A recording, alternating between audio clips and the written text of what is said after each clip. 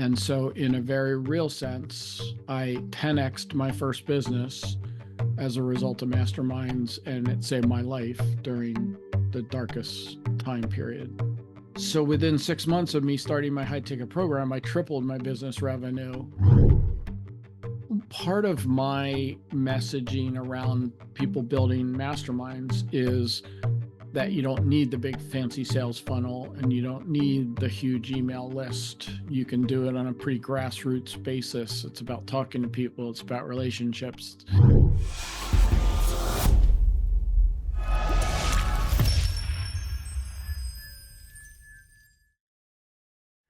Jay Fairbrother, welcome to Launchpad, sir.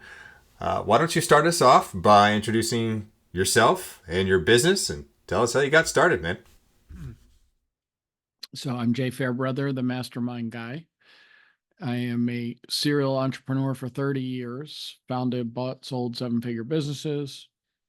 I have only been doing masterminds for 25 years, really, because I wasn't smart enough the first 5 years I was an entrepreneur to get into a mastermind.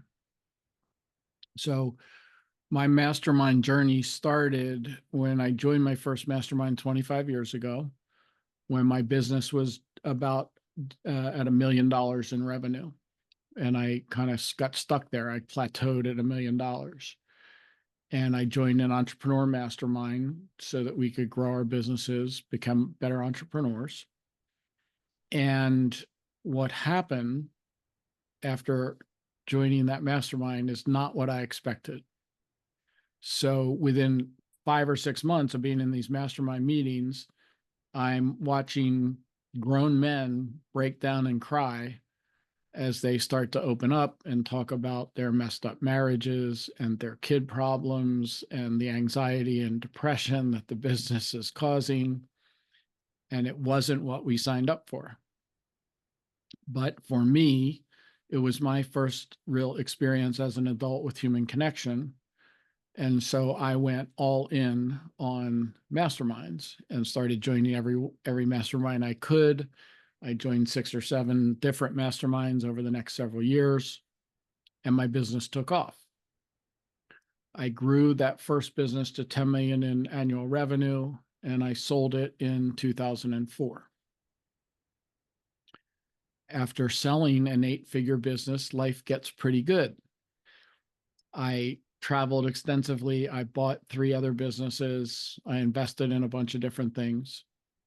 And then in 2008, what's now referred to as the Great Recession began, and I lost everything. So within a few-year period, I quite literally went from being a multimillionaire living in a mansion to living in my friend's basement, broke, bankrupt, divorced, humiliated, ashamed. Because for 15 years, I had built this identity as this really successful serial entrepreneur. And there I was sitting in the basement alone, having lost everything.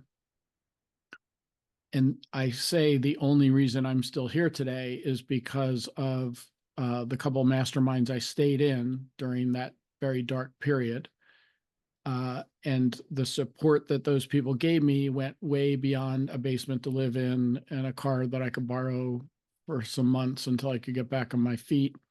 They supported me in ways that literally kept me alive. And so in a very real sense, I 10x'd my first business as a result of masterminds, and it saved my life during the darkest time period. That's why I'm passionate about masterminds. Wow, Jay, that's a crazy roller coaster of a story. How did you climb out of that hole? How did you launch your coaching business? Walk me through it. So it took me a long time to climb my ass or crawl my ass out of that basement. And when I finally came back into and hung my shingle as a coach, like many coaches, I struggled with imposter syndrome. I struggled with, the fear of failing once again. I struggled with fear of success, which a lot of people don't talk about as much as fear of failure. But that fear that, oh my God, if I create it again, it's just going to get ripped away. So Um, it took me a long while. And when I finally did hang my shingle, I went about it like most of us do, which is I started buying programs and finding, coaches and learning strategies and tactics. And, I started one-on-one coaching. And then I created a course. And it was about after my fourth course launch, and I'm looking at my numbers and saying to myself, what am I doing wrong? And I went to one of my mentors at the time and shared my numbers. And he said, Jay, you're not doing anything wrong. You're hitting industry averages with these launches. And I said to myself, oh my God, I'm going to have to launch like 7 or 8 times a year just to make a living, just to, to hit 6 figures and create a sustainable business. So the answer, of course, was that I needed to create a high ticket program. And in my case, and I think many coaches go through this journey, I feel like that first like 18 months that I spent, doing one-on-one and building the course and doing those launches almost was a waste of effort and time. Had I just started the high ticket program sooner, it would have been a much easier path to travel.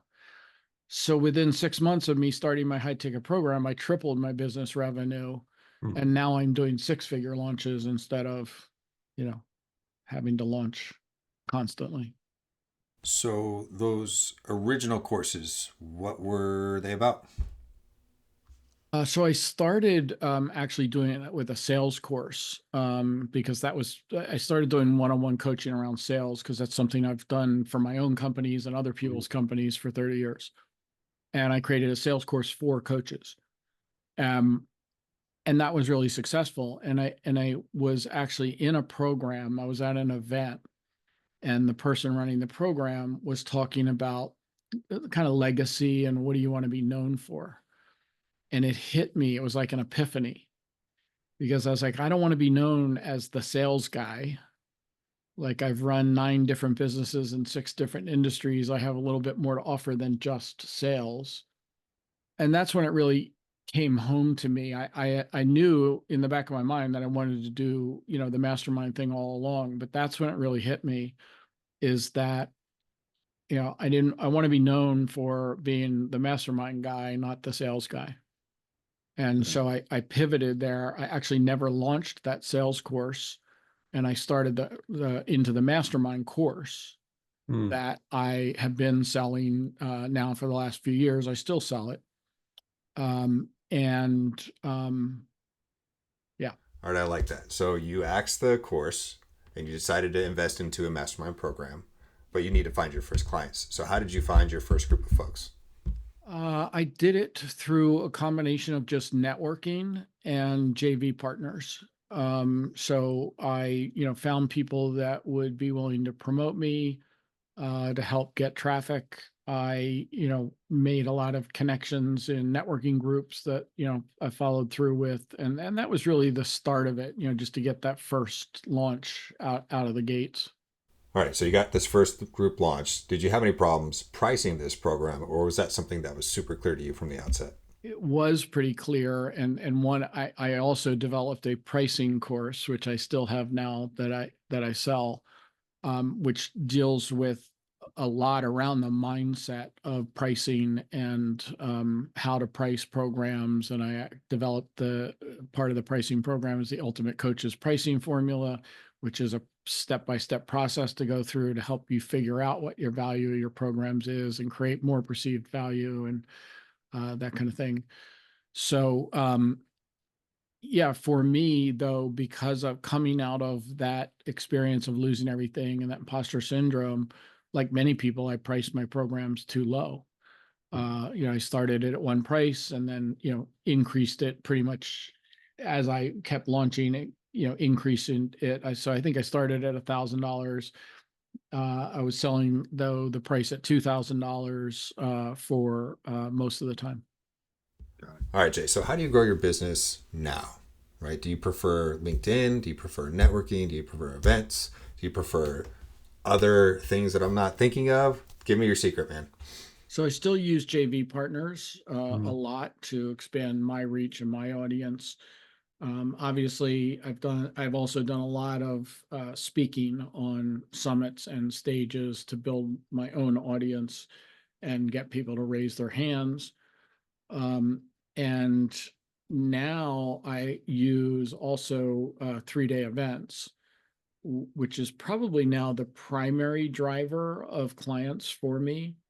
Is I do 3-day virtual events, virtual enrollment events, and those people that go to the event, I sell into my mastermind that I run for my clients, and then if they don't decide to join the high ticket mastermind, then now my downsell is the course.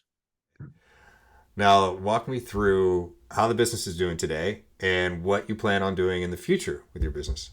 The business is doing great. I tweak things and improve things every launch, every time I go out with a new event. It's always a little different. It's always, new and improved from the previous event. Like I said, I'm doing now 6-figure launches. So, that's a much happier place to be than doing 5-figure launches. And yeah, things are good. Love that. How many launches do you typically do a year? So I do 3-day events. In between, I do 5 or 6 launches that are just for my course. And that's really to accommodate a lot of JV partners that can't fit into my event dates 3 times a year.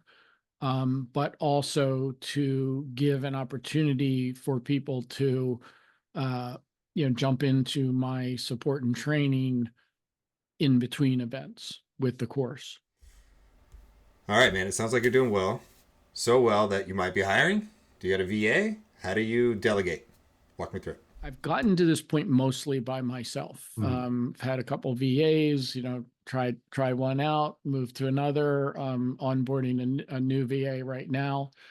But I have mostly been doing it by myself. And that's the stage I'm at now, is it's about building a team. I do know how to scale a company. I've built one to a couple hundred employees. So I do know how to scale. But it's a tough road when it's all about cash flow. So you have to manage your cash flow, and it's chicken and egg. Like, I really need a team, but I don't have the cash flow right now to afford the team. And there's times when you just have to take a little bit of a risk and, put yourself out there in terms of an expense, to be able to start to build that team. Love it. And the other thing I'll mention that I think is key to my growth is that I hire coaches. I spend, close to $60,000 a year on a few mentors that help me, learn how to get to the next level and get, their tactics and strategies and tips and support. Morgan and I talk about this all the time, which is coaches should have coaches, right?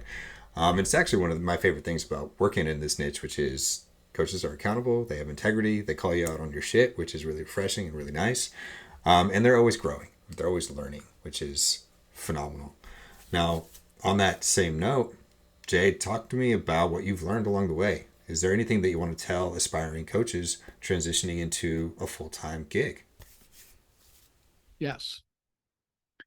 The first is that so many people put themselves out in the universe wanting to help anyone and everyone that they can. And therefore, what happens is their marketing and messaging gets completely watered down. They can't stand out from the million other coaches that are out there because they're targeting such a broad niche. It's what I call fishing in the ocean. The most successful coaches on the planet don't fish in the ocean. What they do is they create a stocked pond by fine-tuning their marketing, branding, and messaging to attract the people who are not only the people that they can best help, meaning the right fit clients that they're expertise applies to in terms of help, but the people they love working with. And so what I see a lot of people do is they start thinking, okay, I have 25, 30 years of expertise in X. What program can I create that people will buy? And I challenge people to shift your perspective and not think about what people will buy, but think about creating the program that you are most passionate about delivering.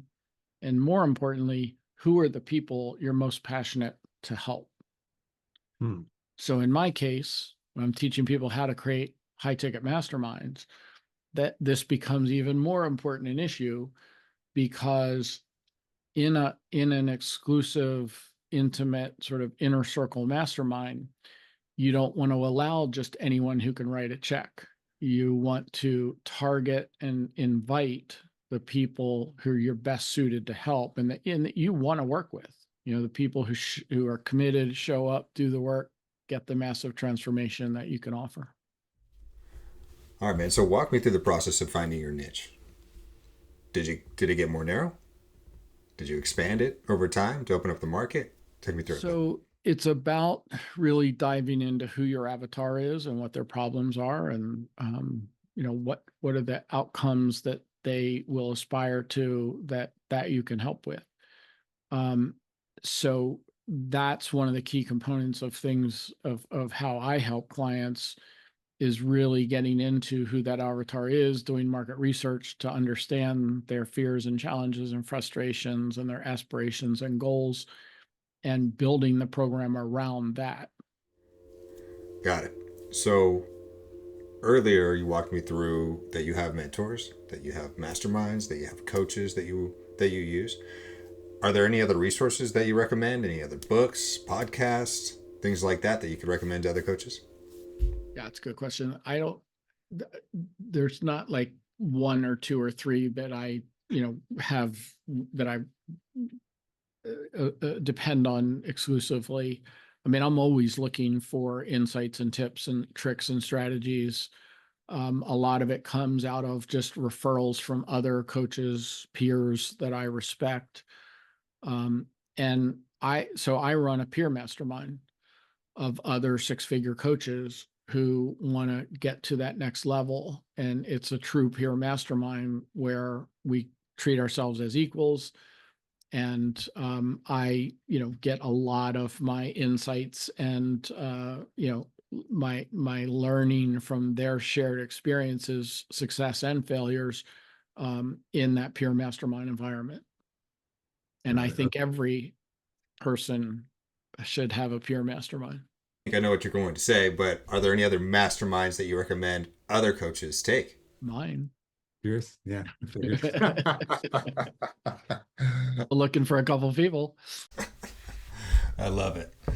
All right, man. So talk to me about technology. What tools do you use? What's your tech stack? Walk me through it. So I use a variety of tools. The CRM I use is Go High Level. Part of my messaging around people building masterminds is that you don't need the big fancy sales funnel and you don't need the huge email list. You can do it on a pretty grassroots basis. It's about talking to people. It's about relationships. And so I certainly use these tools for myself to manage my business and create my funnels and my nurture sequences and do all those things that is part of what you need to do. But to me, the real success comes from identifying the right fit people and engaging them in a relationship and building that trust. All right, I know this is a little bit of a transition, but earlier we talked about hires and if you potentially needed one. And I know you've been doing a lot of this on your own. Talk to me about if you're hiring right now, what the role looks like, who that person is. So if they see this video, they can reach out. So in the short term, I'm looking for another VA. In the medium term, though, what I really want to have is an online business manager. And if people are unfamiliar with that term, that's someone sort of in between what might be considered like a partner or somebody equal to you in your business, in between a VA and that. So it's somebody at a higher level than a VA who can think strategically, who can look at the big picture, and who can manage VAs, manage your processes, manage your resources, so that you can focus on client attraction and client delivery. All right, Jay, I'm sorry to say that we're at the end of this interview, but I know that I'm super grateful for what you've said to us today because I've learned a lot. And I know everybody else who's going to watch this will learn a lot as well. So thank you for the inspiration. I know folks are going to appreciate this. I know that. So the last piece is tell me where to find you. If I watch this video, where do I go? How do I find your services and how do I sign up for your masterclass? I'll give you a bunch of links, but I'm also easy to find on the internet. And my email address is j@fairbrother.com. Shoot me an email. Love to chat.